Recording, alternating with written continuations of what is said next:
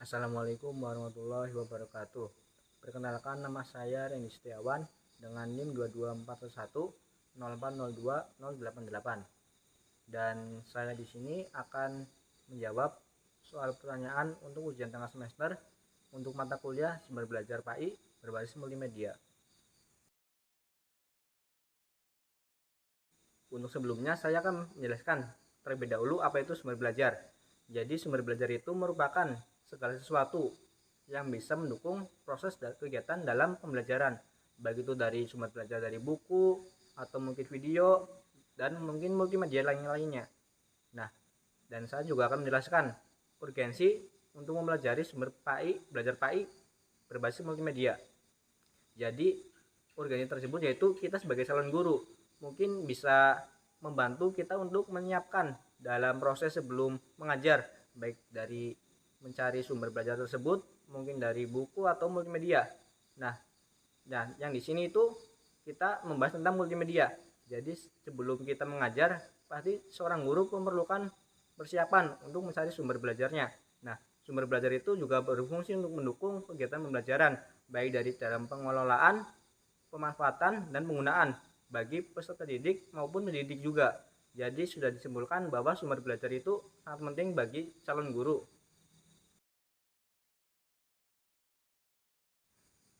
Untuk dasar teori dari psikologi pendidikan yang pertama yaitu kognitif.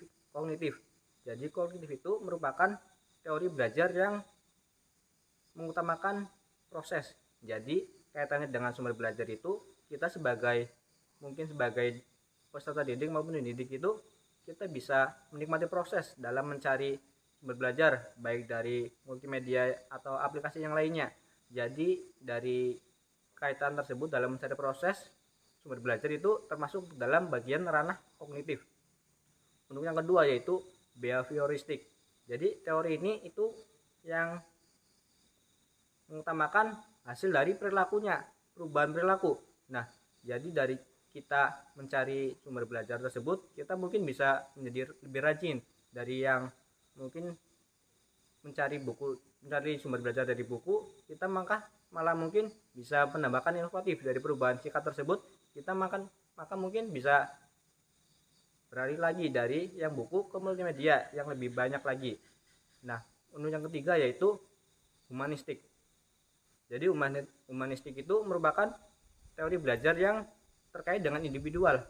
Nah, dari diri kita sendiri itu pasti adalah perubahan dari individualis kita sendiri. Mungkin dari menambah rasa senang atau mungkin bisa menambah rasa tenang dari mencari sumber belajar tersebut. Nah, dengan adanya sumber belajar, mungkin kita juga akan menambah informasi atau sumbernya melalui multimedia. Nah, yang terakhir yaitu teori konstruktivistik. Nah, teori ini itu merupakan teori yang mengartikan makna. Nah, jadi bagaimana makna kita mencari sumber belajar itu sudah terterang dari teori tersebut.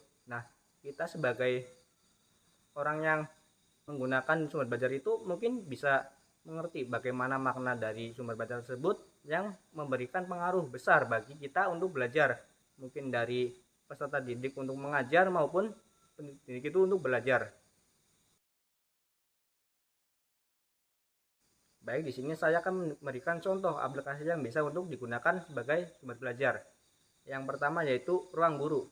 Nah, Ruang Guru itu merupakan aplikasi yang dimana itu aplikasi tersebut itu bisa atau dapat mencangkup materi dari mata pelajaran mungkin dari SD, SMP, SMA atau derajat yang lebih tinggi. Nah, dari aplikasi tersebut itu mempunyai keunggulan. Nah, keunggulan tersebut yaitu kita bisa mendapatkan materi mungkin atau latihan soal dari kelas tersebut, mungkin dari kelas 1 SD, 1 SMP, 1 SMA atau yang lebih tinggi lagi atau yang derajat. Nah, adapun dari kekurangan tersebut itu mungkin aplikasi tersebut itu merupakan aplikasi yang berbayar. Jadi dari aplikasi Ruang Guru tersebut mungkin tidak semua orang bisa mengaksesnya dan harus berlangganan untuk bisa mengaksesnya. Untuk yang kedua yaitu Quizizz. Nah, aplikasi Quizizz tersebut merupakan aplikasi untuk mengerjakan soal dari yang pembuatnya untuk yang mengerjakannya.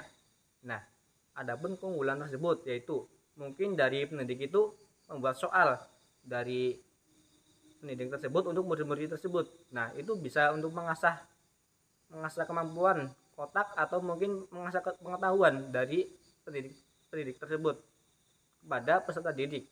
Nah, adapun keunggulannya itu bisa menambahkan wawasan untuk yang mengerjakan soal.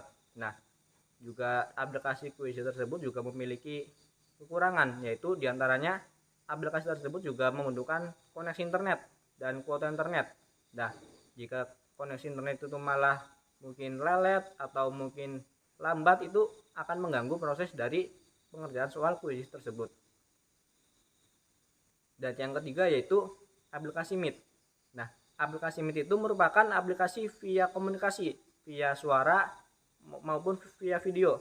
Nah, adapun keunggulan dari aplikasi Meet tersebut itu mungkin kita bisa melakukan pembelajaran jarak jauh, mungkin dari beberapa banyak orang. Nah, itu malah memudahkan kita untuk pembelajaran secara daring. Nah, dari aplikasi tersebut juga memiliki kekurangan juga, yaitu tergantung juga dengan koneksi internet juga. Jika koneksi internet itu mungkin lelet, mungkin itu akan mengganggu proses pembelajaran dan juga mengenai kuota juga. Dan untuk yang keempat yaitu aplikasi WhatsApp. Nah, aplikasi umum ini paling banyak digunakan yaitu untuk via komunikasi chat. Nah, video juga bisa foto, bisa dikirimkan kepada dari WA, WhatsApp ke orang lain juga.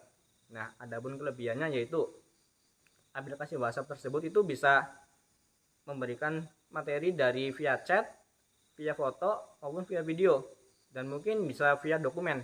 Nah, adapun kekurangan tersebut juga terpengaruh oleh kuota internet dan koneksi internet. Mungkin dari kuota internet itu tidak ada, maka kita tidak bisa mengakses WhatsApp, dan apabila koneksi juga tidak baik, maka kita akan terganggu dalam pengaplikasian WhatsApp. Nah, dan saya di sini akan menjelaskan tentang cara penggunaan aplikasi Quizizz. Nah, dari aplikasi Quizizz itu merupakan aplikasi untuk mengerjakan soal, untuk melatih kemampuan berpikir, pengetahuan.